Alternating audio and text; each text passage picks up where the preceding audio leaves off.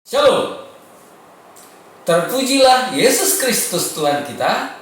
Sekarang kita sudah memasuki hari yang ke-76 dengan judul Hadiah yang Terbaik.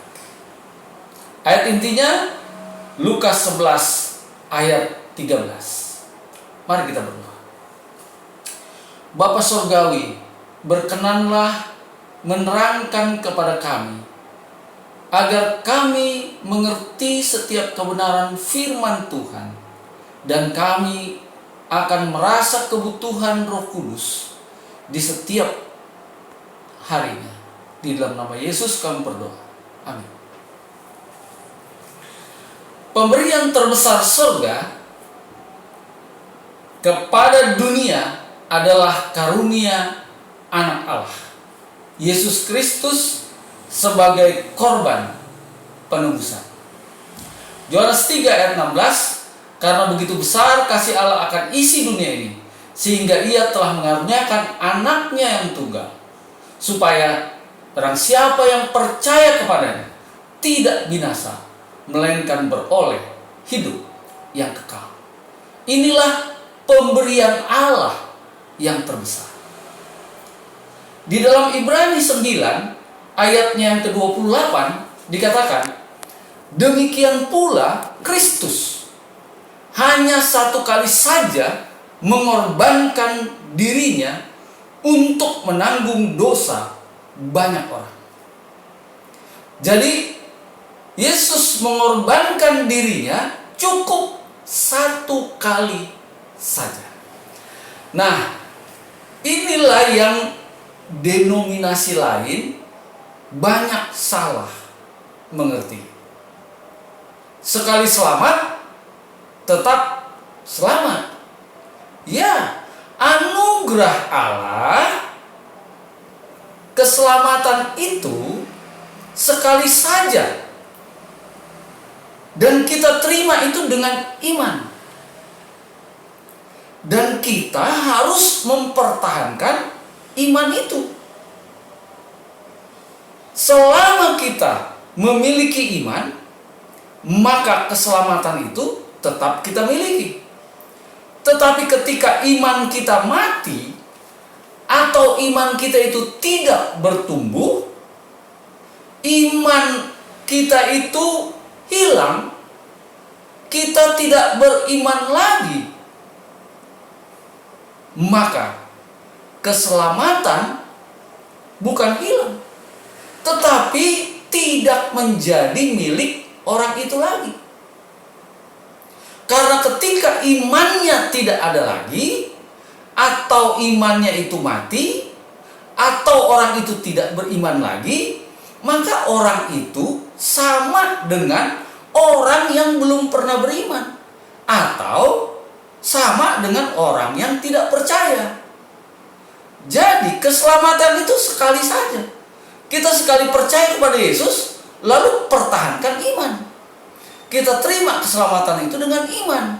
Itu sebabnya imanlah yang menjangkau, yang memegang keselamatan tersebut, anugerah tersebut.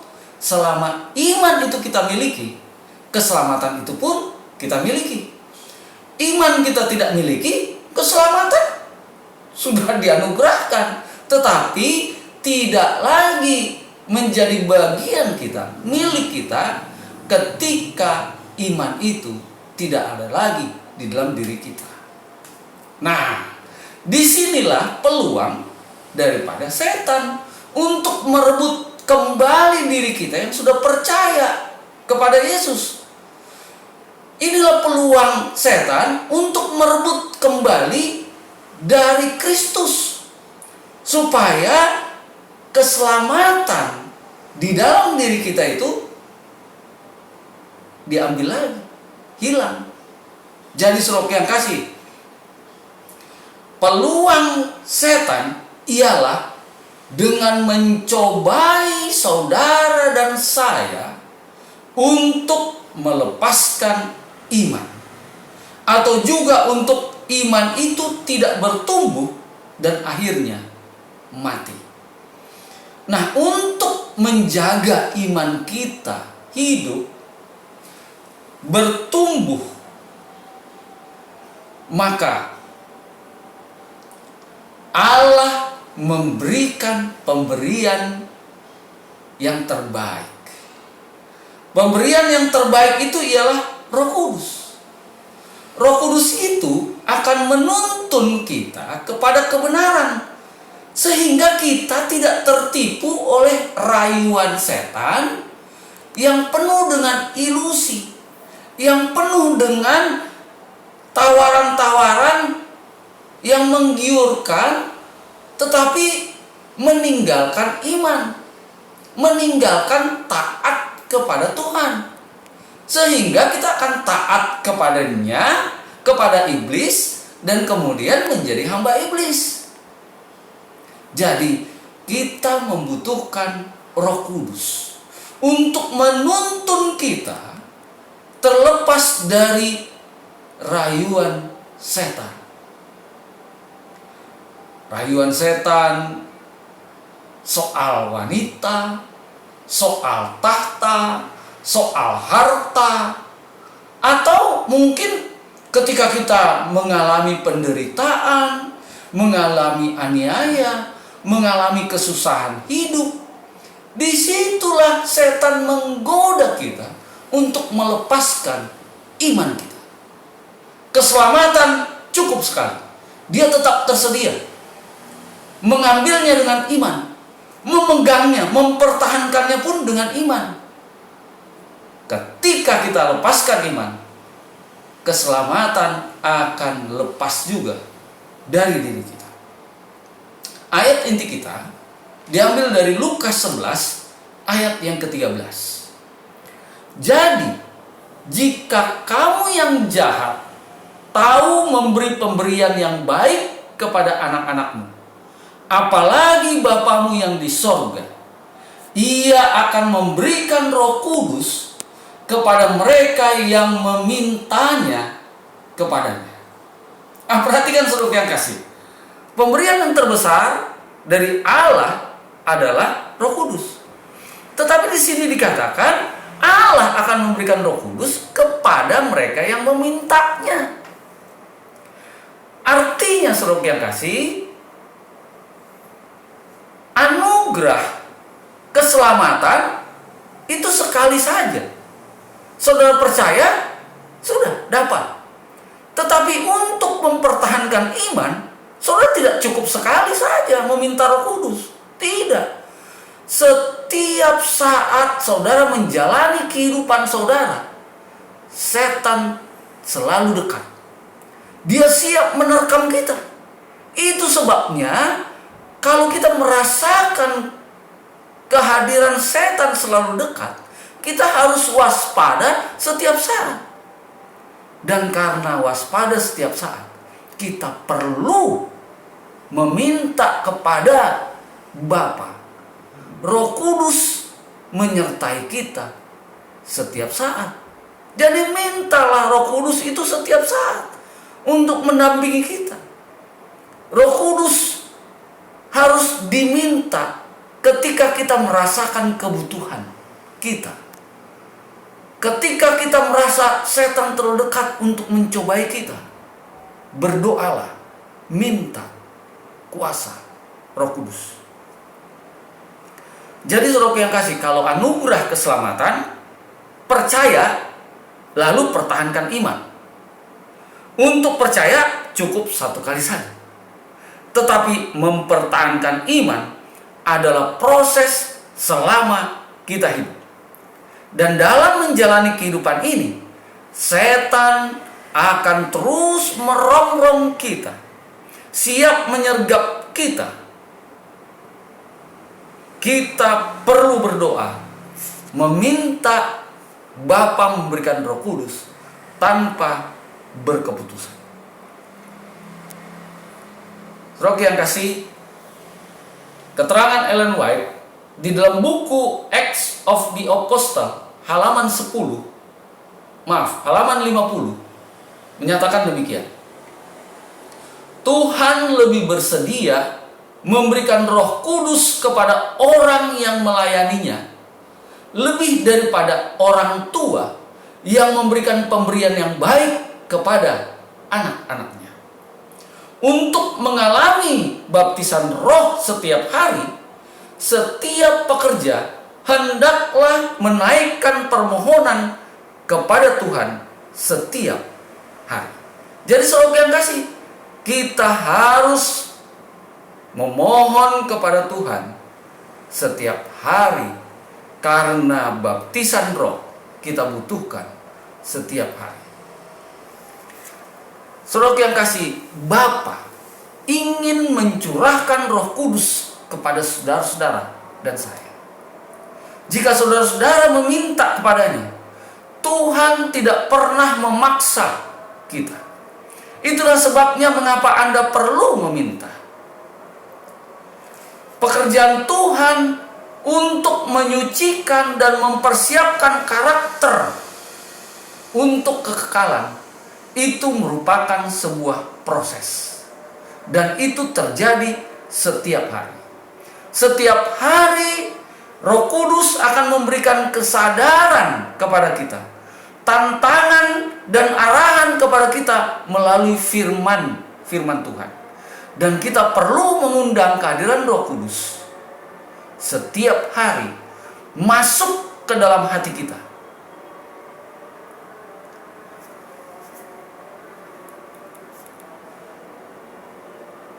Mungkin Anda sudah pernah meminta Roh Kudus sebelum ini, tetapi dengan memahami bahwa kita membutuhkan baptisan roh setiap hari, maukah saudara-saudara untuk meminta kehadiran Roh Kudus lebih banyak dihadirkan dalam hidup saudara-saudara? Maukah Anda mengundang Roh Kudus untuk memasuki setiap ruangan dalam hati saudara-saudara, tanpa menyembunyikan apapun lagi di dalam diri kita? Mari, mintalah pemberian yang terbesar. Maaf, pemberian yang terbaik dari Tuhan. Kita sudah mendapatkan anugerah pemberian terbesar, Yesus Kristus. Sekarang mintalah pemberian yang terbaik, yaitu Roh Kudus. Tuhan memberkati kita semua. Amin. Mari kita berdoa. Bapa Surgawi, terima kasih pemberian yang terbesar, Yesus sebagai Tuhan dan Juru Selamat pribadi kami. Anugerah keselamatan yang Kau berikan kepada kami. Kami terimanya dengan iman. Dan dalam menjalani kehidupan kami, iman harus bertumbuh dalam proses kehidupan kami sehari-hari. Kami membutuhkan pemberian-Mu yang terbaik bagi kami, yaitu Roh Kudus Tuhan. Berikanlah itu ya Tuhan kepada kami, sehingga kami dapat mempertahankan iman kami, dapat mempertahankan keselamatan yang Kau telah berikan kepada kami. Saat ini kami berdoa khusus untuk para anggota jemaat yang bisa jadi mereka murtad, melepaskan iman mereka selama pandemi ini terjadi. Tuhan, kirimkanlah Roh Kudus kepada mereka, berbicara ke dalam hati mereka, sehingga mereka akan kembali kepada Yesus Kristus dan memiliki iman, bertahan dalam iman. Kami juga berdoa untuk para anggota jemaat di Conference Zimbabwe Barat. Mereka sedang berjuang untuk menolong orang-orang yang membutuhkan, orang-orang yang rapuh, para manula, orang-orang cacat yang ada di komunitas mereka. Kami juga berdoa untuk para anggota dan mungkin orang-orang muda yang sudah terjebak dalam ajaran-ajaran yang sesat dan menyimpang. Kiranya Tuhan tolong mereka. Roh Kudus Tuhan juga Tuhan kirimkan kepada mereka, untuk mereka menemukan kembali kebenaran di dalam Yesus. Kami juga berdoa untuk perlindungan Tuhan terhadap para tenaga medis baik itu di Memorial Hospital Chattanooga ataupun di mana saja di dunia ini, karena pandemik ini mencakup seluruh dunia. Tuhan, tolonglah tenaga-tenaga medis ini. Kiranya mereka dalam mendedikasikan keterampilan mereka menolong orang-orang lain, mereka juga terjaga dan tertolong oleh karena perlindungan Tuhan. Saat ini kami juga tidak putus-putusnya mendoakan untuk Bapak David Titioka, Bapak Aridan Rumambi, Ibu Nona Salaki. Tuhan, tolonglah, berkenanlah jamah tubuh mereka dengan kuasa yang berasal daripadamu, maka mereka akan mendapatkan kesembuhan. Kami juga bangga memiliki orang-orang tua, para lansia di gereja kami. Tolong mereka ya Tuhan, agar mereka tetap bersukacita di masa tua mereka. Tuhan juga memberkati seluruh jemaat Riverside. Kiranya dengan pertolongan Tuhan, kami semua yang mendengarkan pekabaran firman Tuhan ini tetap mempertahankan iman kami sampai kedatangan Yesus yang kedua kali. Di dalam nama Yesus kami berdoa. Amin.